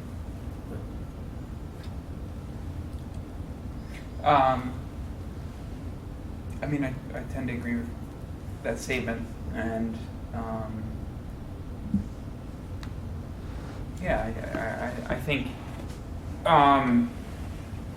I think also just on sort of the dignity of labor, I think that much of what I do in terms of organizing, and I think making possible, much of what I do just in terms of organizing does come down to the dignity of labor. It does come down to how people see themselves in relation to the job that they do. Most of the workers that I talk to are actually, when they're deciding to organize a union or risk their job to stand up to the company, it's generally about respect. It's generally about deeply held feelings that people have. And I didn't get to say this earlier, but I will just sort of say as sort of a comment to that. I think that one of the things I do love about the organizing that I do, we struggle sort of in a very sort of meta theoretical sense here to like think about these problems. I tend to think many times a better world has been made possible through social movements that has always required people who are willing to act courageously to make those things possible, right? I think that's a companion to the thought, and it's a companion to the need to sort of think through this stuff. And I do get back to sort of the primacy of, not necessarily primacy over this, like folks who are non-exploited, but for workers and organizing workers, that I do think the process of organizing, of being a part of a social movement for people can be liberating, and I think it can be transformative. And I think I've seen people, I think I've encountered a lot of people through the work that I've done who have sort of no politics when I knock on their door, or maybe have like really out there politics, right, or very different politics from the person who works next to them. And I think you could apply this on a neighborhood basis too, but that through engaging in struggle next to one another, people are transformed, right? That is where sort of people learn, they gain experiences, they build courage, and I think I don't want that to be lost on this conversation in terms of it. To me, it's one of the pieces that's necessary for enacting the kind of change that I think we're all sort of like struggling with in our heads.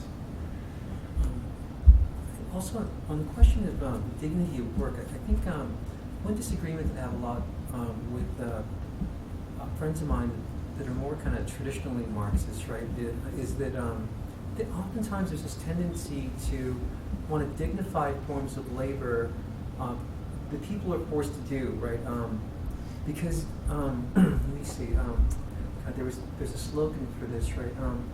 But I think, kind of keeping in mind this larger goal of the abolition of labor, right? There's forms of work that people are forced to do that nevertheless should not exist, though, right? And then, so that sort of a solution that's longer term, right, would seek to kind of transform the conditions that force them to work in undignified forms of labor, so that from that perspective, right, kind of insisting on the dignity of sort of forms of wage labor that are undignified, right? It's something that you have to do because this is a situation that people have been forced into.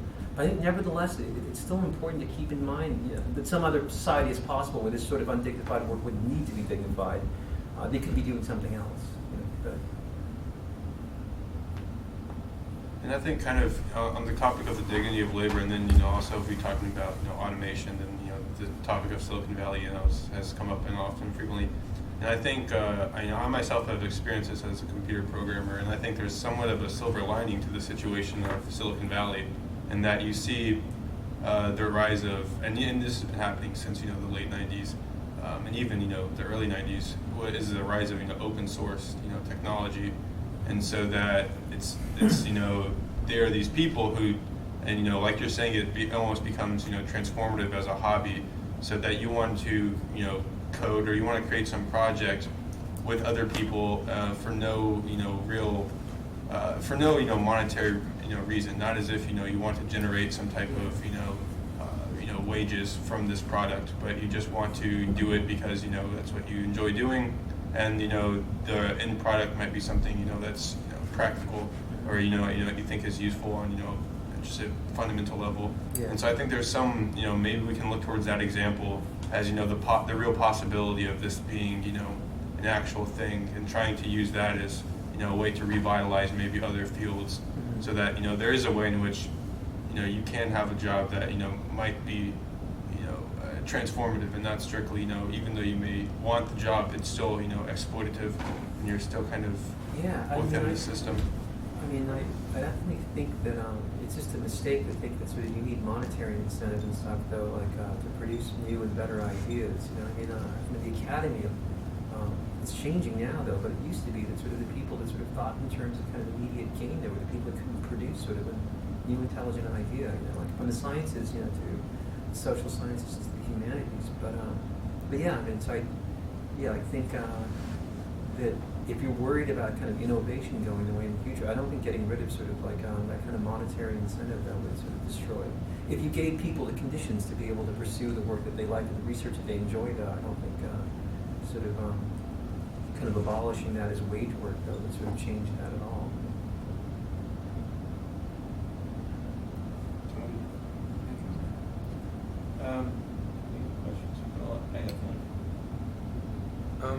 I did kind of have one.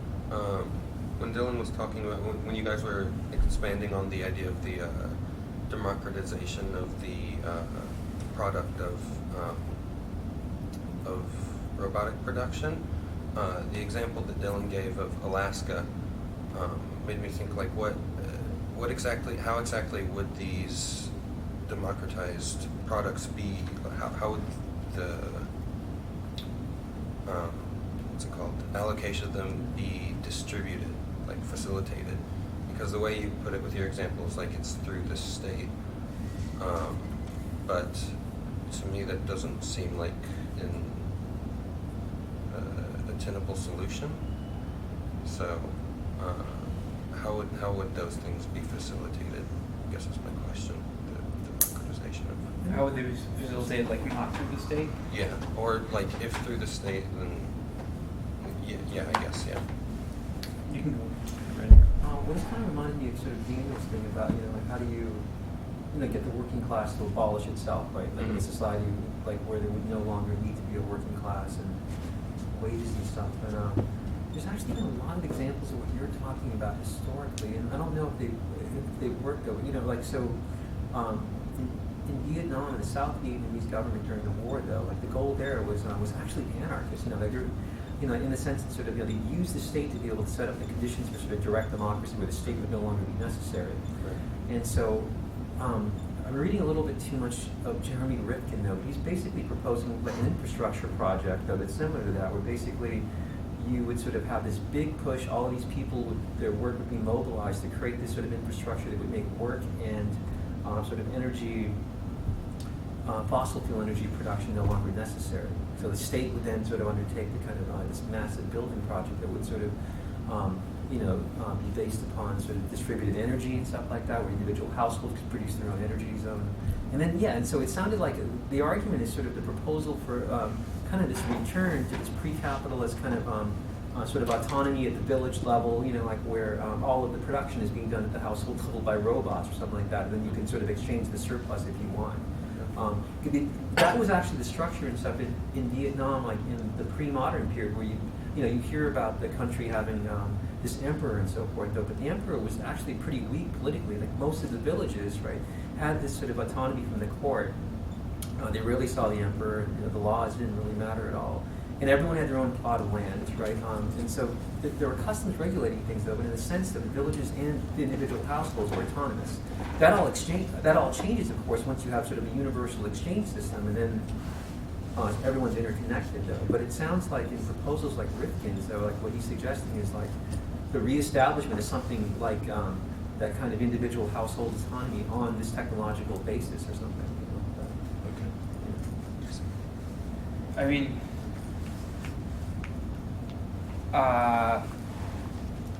maybe you want to say a little more about like why not the state? I didn't mean to put it as like not the state, I suppose, but just like what other ways than that? Besides that? Yeah, or just like why? Well, I don't know.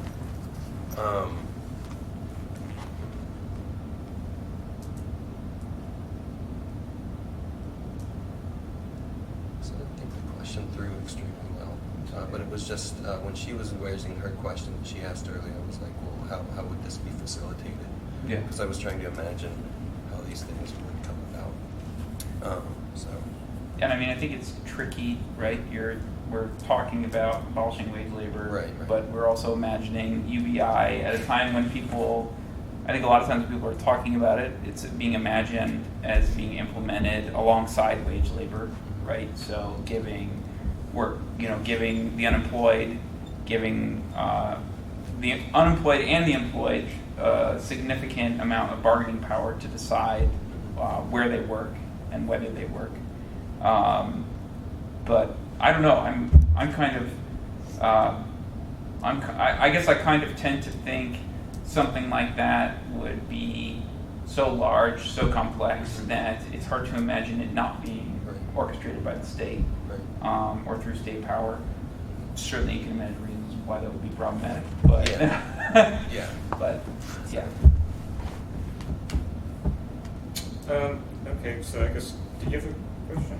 I just had a comment. Okay, yeah. With a couple examples. There's some very rare cases of corporations like Chobani providing shares to workers voluntarily and raising the standard of living that way.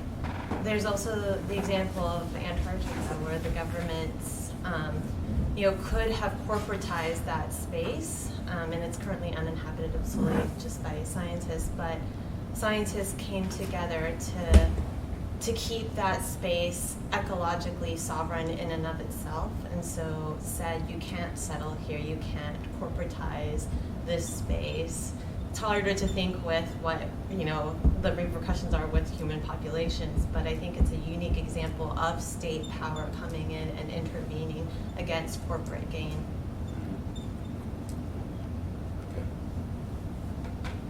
Okay, so I have a comment and then a question. I guess one of the things, several questions have been about this is basically how do we distribute, what is going to be the basis by which things would be distributed, at least, I don't know if you want to say the lower stage of socialism or whatever these terms are. And I was thinking that, I guess for Marx, especially because you brought up the critique of Goethe, on the one hand, the inequality between workers in capitalism is sort of constantly leveled, right? It's like machines.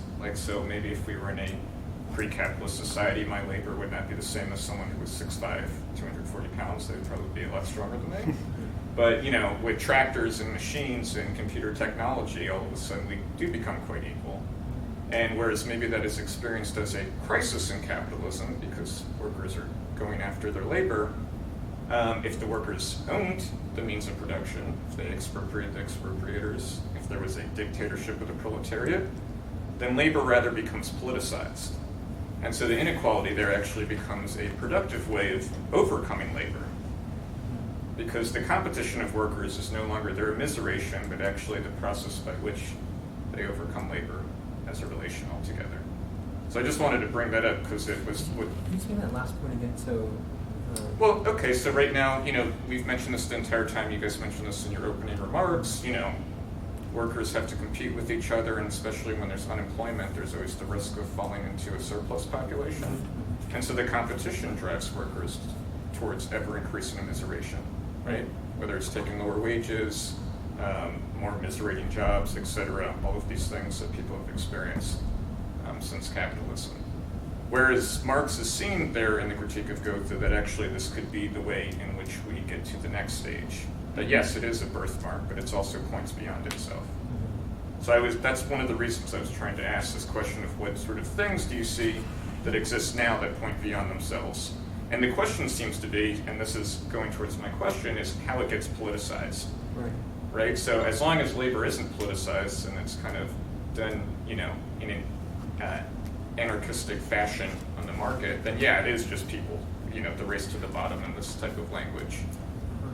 Whereas if, people could decide their livelihoods, that their labor was politicized, and that someone that wasn't equal could say, well, I think this is the correct way in which, I should have this standard of living, and they could be part of the community, or part of the state, part of the dictatorship of the proletariat. That for Marx, this pointed beyond itself. That it was a question rather of politicizing the process rather than just trying to, jump into freedom or something like that. Right.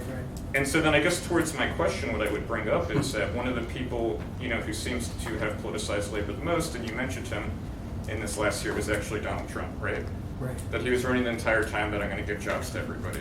And you mentioned, yeah, this is not going to happen, right? He's running up against the greatest job killer in history, capitalism, okay?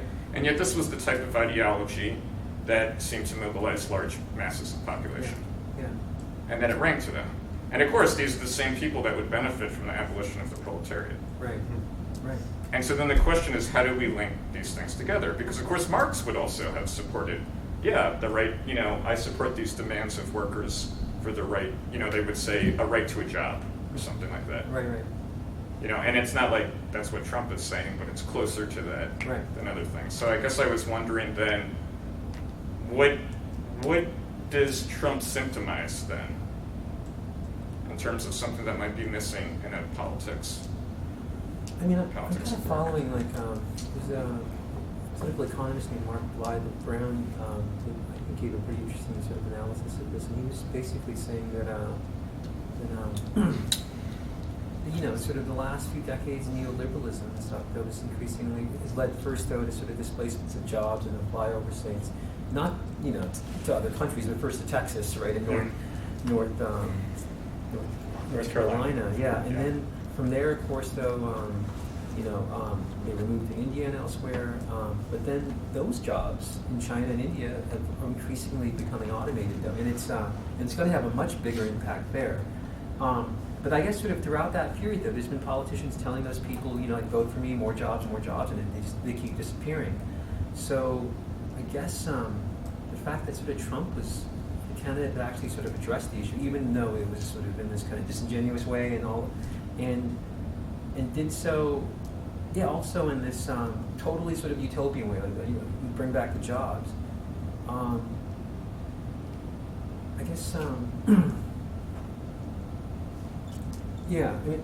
So I guess Mark Blythe's argument is that those people no longer believe sort of establishment politicians anymore when they said they would bring back jobs. And so, sorry, this kind of a leap here, but the choice came down somehow, right, to a liar and a bullshit artist, where they knew he wasn't going to do it, but at least he could sort of sort of unmask the people that had been lying about it, though, and so it was almost as if anyway.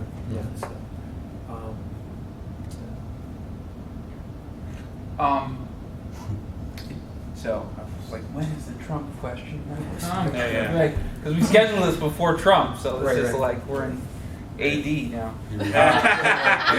So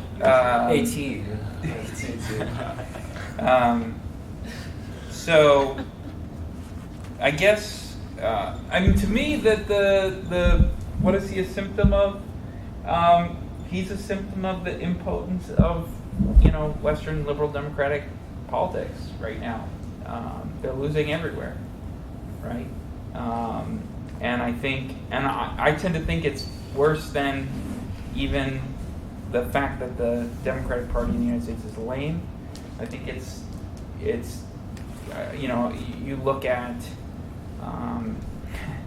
you look at what happened to Syriza, right? Even the sort of hopeful examples that for people like me, I was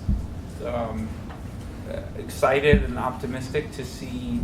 And I think, whatever, I'm probably still living with a lot of you, dreaming about what could have been with Bernie. But, even Syriza, right, when sort of facing the powers that be, given a mandate by the people, came up against the real establishment in some ways. And I guess I tend to think of Trump as a symptom of that.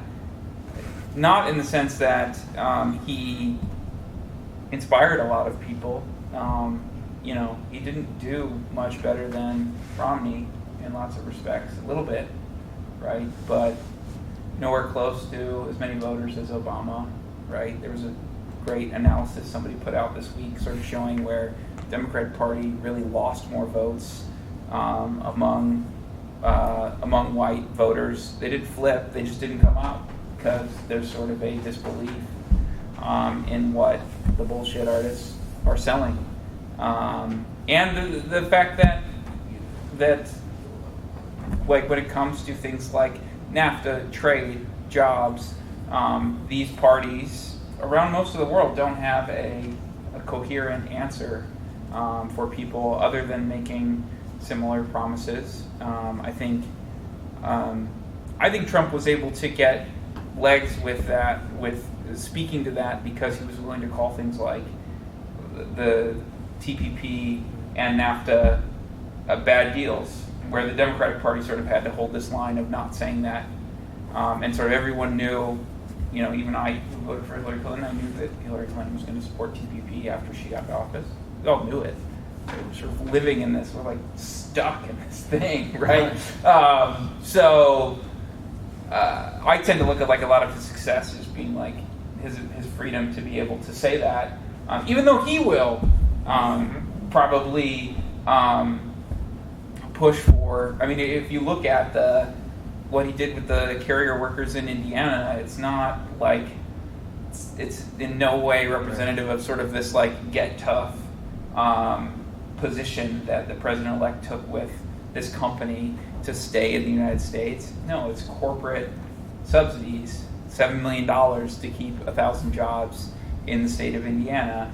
And that's probably the model for, I think, Trump's economic plan, which is corporate subsidies as a way to keep jobs in the United States, et cetera, while supporting similar or same kind of trade deals. And I don't think that, and I'm not saying that there's some easy answer to that question at all, right? If we look at leftist governments around the country, I think, or around the world, I think many of them are sort of struggling with how do you even operate? Can you even operate outside the bounds of the global economy?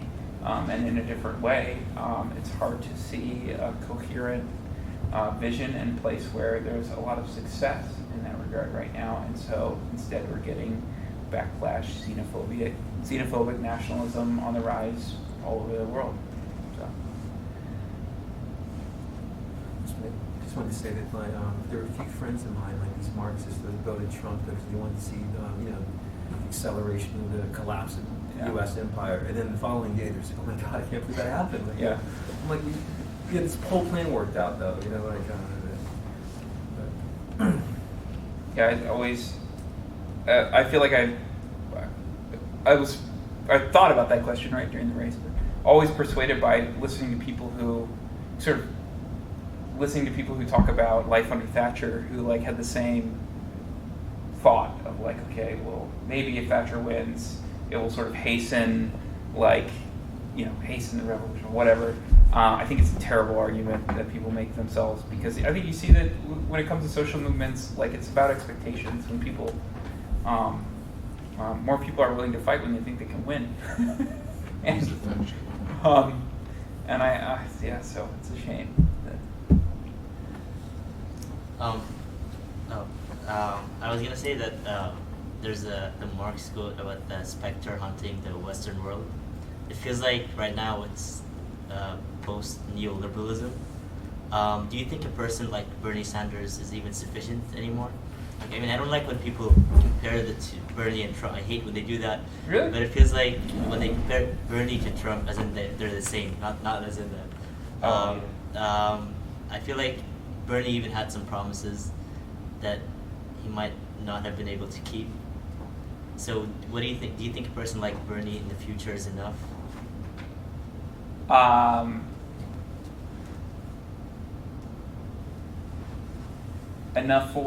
Enough to, like, so we don't go into fascism or something like that. Oh, I think it's going to be absolutely imperative to, like, people like Bernie Sanders to stop that, right? I think we're seeing this impotence, and we're seeing, like, a new form of autocratic capitalism, right?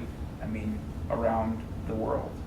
I tend to think, like, we're going to have to, even if it's like soft socialist left government, that we sure as hell better fight like hell for that if we have the choice between that and Putin, or that and, like, other, just like much less democratic government. So. Can I actually just piggyback off that question? Yeah. Because I'm glad you brought up the specter haunting of post-neoliberalism, and then you also brought up Bernie, and then I was thinking that, yes, this relates sort of to my question, that the two, at least they ran on the idea that they were outsiders, both ran on a question of jobs and work and some kind of universal, this would be Bernie and Trump, and so then I was wondering what you guys thought about this, of, are they really, representing now, or could they be expressing that there's some sort of transformation undergoing in capitalism, which will mean a transformation of work, of wage labor, of the conditions of wage labor, inevitably, Right. as well. So then I was wondering what your ideas of that is, Do or you think are. that's indicative of some kind of, like, reshuffling of the political categories that people think in, or? Oh yeah, just everything, yeah. Yeah, I think it's strange coming from an academic context, because during the campaign, right, I would just sort of, I talk to my landlord, or I talk to sort of people, and so many people were going back and forth between Trump and Bernie Sanders. Really, like, you can't distinguish between a socialist though and a reality star, but that seemed like a pretty common sentiment. I just been thinking that in recent years, especially since the financial collapse, though, I've seen this kind of weird combinations though of political programs that you wouldn't have seen before. So one example of this was Glenn Beck, where it had this show after the financial crisis explaining how Kondratiev cycles work. Does anyone know what these are? Yeah, the 75 years. Yeah, so this Soviet economist, though, that sort of, they had this model of 50-year boom and bust for the capitalist economy, and he was sitting there saying, the Soviet economy explained it. I'm like, this guy's reading Kondratiev, so then it just seems like sort of, there's increasingly, like, stranger kind of combinations of political bedfellows that I didn't expect before. So there has been some kind of dramatic reshuffling of political categories, at the population large. I think it's, I don't necessarily know that it's indicative of what is to come, but I think it's indicative of that what is to come is going to be different. That I think we're at a moment where most people didn't vote. Most people that voted for both candidates, interestingly, were sort of holding their noses, right? Both of which candidates? I'm saying, like, a lot of people that voted for Trump, I think, were similarly, like, they're Republicans that don't like him. I feel like I talked to a lot of people who have said that to me. I'm like, I don't like him, but At least worst vote. yeah, which is exactly what I said about Clinton, right? Exactly how I felt going in there and casting that vote, right? So, to me, it's indicative in that sense, and I think that I guess I tend to think that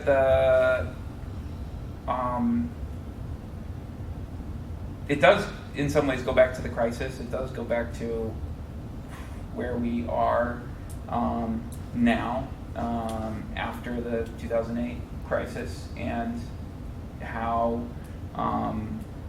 unemployment is super low per se, but people are still experiencing that, like the effects of that on people's households, especially in the places that were already hurting before that, was incredibly damaging.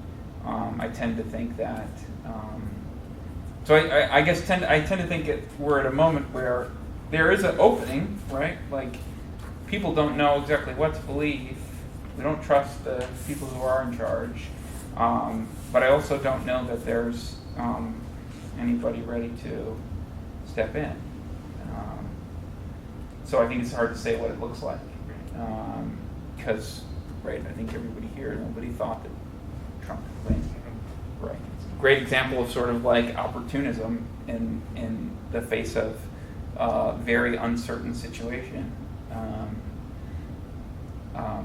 So, kind of yes. Okay. So we have 3 questions. So we'll take these. This will be the last 3 questions. So it'll be Garrett, Michael, and then Eric. Right. So I guess this kind of piggybacks as well. I think one of the issues I kind of had, or some bit of reaction, was towards whenever Bernie was, whenever he declared he was going to be a part of the Democratic Party, I was like, okay, makes sense, like, it's pragmatic. And then when he endorsed Hillary, I was a bit more like, how much of his ideology is actual kind of tendencies towards socialism, or towards some type of merging with like any neoliberal ideas for voters' sake. So I guess my question is, how important do you guys think like an actual official socialist party would be towards or the real politicization of work and of labor in any way that kind of transcends what Bernie was able to do through the Democratic Party, and kind of do it under the guise and under the impression of socialism, and not some resolvement of capitalism. You want to take that first? You want me to go?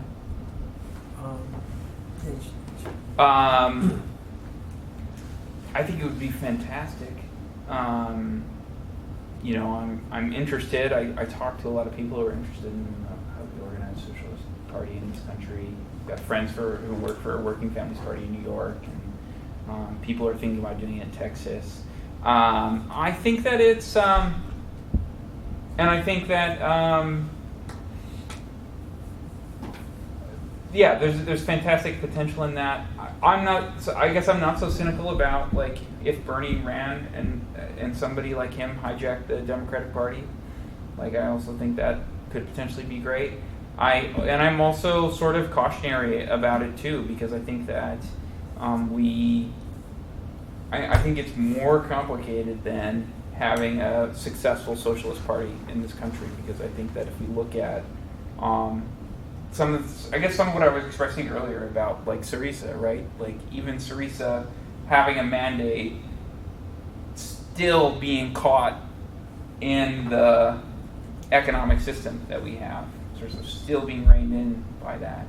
I don't think that even I want there to be a party, etc., but I think there are also things sort of programmatically that still need to be worked out if a left party is going to have success implementing any of the kinds of things that we've been like kicking around today, sort of the dreams that we've been dreaming. I'm not sure if I have that much to say about this. I guess, Bernie Sanders' New Deal liberalism always bothered me. I felt like at the beginning that was sort of an inadequate response to what was happening now. And like Trump, right? You really didn't have this sort of critique of labor that I was sort of outlining before, but I'm not sure what it would mean to incorporate that critique into politics, right? And I guess the other issue that we haven't raised, I don't think that sort of New Deal liberalism, I guess, really began to really addressed well enough, right, was not only is sort of automation on this exponential curve, right, meaning that sort of job displacement may be as well, right. You also, in recent years, have seen sort of this exponential sort of deterioration of the environment. And I think there's, there's surely sort of like a link between the two, though. You know, like it's sort of capitalism has expanded, though, and technological development, though, has become exponential, sort of like deterioration. Yeah, and so, so I don't know, sort of a new infrastructure building process, the project, though, just doesn't seem as if it would sort of be able to address both of those converging problems, you know, that are accelerating. But yeah, I mean, I'm not sure I have to be explicit. I mean, in a way, right? I mean, I'm thinking about this in part because if Bernie Sanders got into office, would he be proposing something similar to what China tried to do after the economic recession, right? In terms of sort of like mobilize, like dealing with this massive unemployment problem, putting people to work, building, all of these sort of things that didn't need to be built, though, just so they could be employed, right? So more work, right? In a situation, so the state basically organizing work in a society where work is increasingly superfluous, though, and all of the environmental sort of problems that created too. Right? Michael. Thanks for bringing up the environment. Yeah. It sort of speaks to Naomi Klein, right? And some new economy, and also I guess I wanted to just make some comments. Like the unemployment now is like virtually like what's under 6% or something, which is virtual unemployment. Not to speak to the people who dropped out of those statistics. Right. I'm sure you all know more about that than I do. But I wanted to talk about, or rides on the same question of, say, the mentality of the liberals or the Democrats is like addressing the idea of needy people, where Trump is addressing the same group of people that feel exceptional somehow, or know they're exceptional. So if you see that as anything to comment on, yeah. I don't know. I mean, I guess Trump and Bernie were, in comparison to Clinton, right? Didn't sort of explicitly address themselves to this working population, right? Whereas Clinton seemed to think that sort of this platform of multiculturalism and neoliberalism would be good enough to sort of get people to vote for her instead of Trump. But clearly that didn't work. I guess that we were saying before that the political rhetoric of the campaign was just seems. I mean, it's so then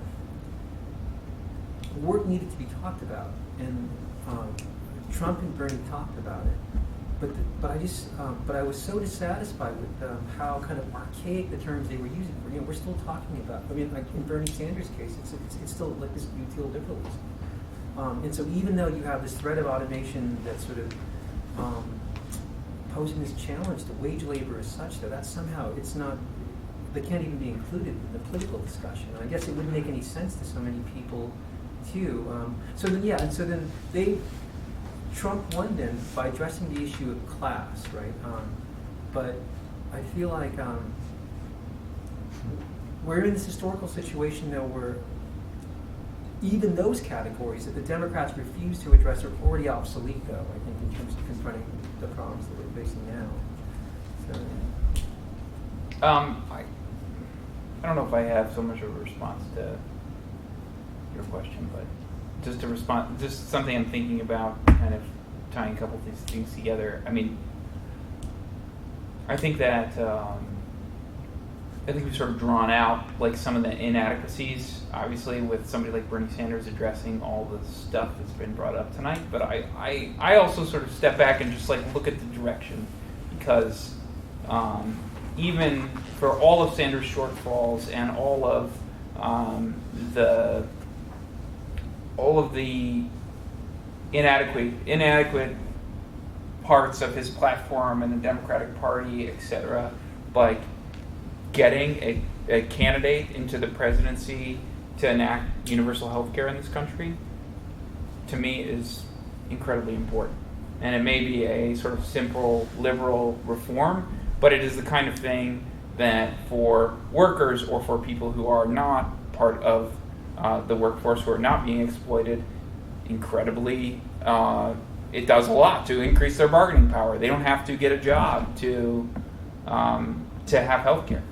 And I think it's one of those basic things that I can sort of like, all right, I can hang my head on that, getting candidates elected who can move that kind of thing forward gives me sort of clarity and vision about like being able to support them and sort of knowing the direction of, we want to democratize the automation. Let's see if we can get, but that's also the sort of impossibility of our times, is it's like we can't even get health insurance, right? We can, like, we have a president go to bat for crappy healthcare reform for 4 years, and maybe it gets undone soon. It's amazing. Yeah, I guess that's what I was trying to get at. That, you know, like in an era in which, see, the robots are coming after the jobs, even in China. The winning argument is, you know, we'll bring the jobs back. So just all that seemed inadequate to me. Yeah. You know, like, but. I guess I had two different questions for Dylan. What do you think were the limits of identity politics within this election in galvanizing the left? And then for Dewey, what are the repercussions of a kind of post-truth society for academic work and for continued relevance as an expert, you know? Should we split those? Like he gets that one, I get that? Yeah, that's okay, that's fair. So identity politics and the question is what impact did it have, or what were the limits of identity politics in galvanizing the left? in galvanizing the left? I mean, oh my gosh. It did a great job sort of sucking the wind out of the left throughout this election. It's still doing it. You know, like how many things do you see on your Facebook wall that are policing, where we're like talking about what is in this movie, you know, what is in this book, what is the right way to be thinking. It's mind-blowing to me. And I think the simple formula for me is just that a lot of times where we see identity politics, we see an erasure of class politics. We see a lot of the worst kinds of identity politics, I think, are sort of completely caught up in capitalism. Yeah, I mean, I think that for this election, like, we're in a time where, I think, getting back to the last question, right? We're in a time where it's impossible to imagine how we would reform the healthcare system now. We're like stuck with Obamacare for 20 years or maybe something worse, right? We can't even imagine that. So it's like much easier to think about identity politics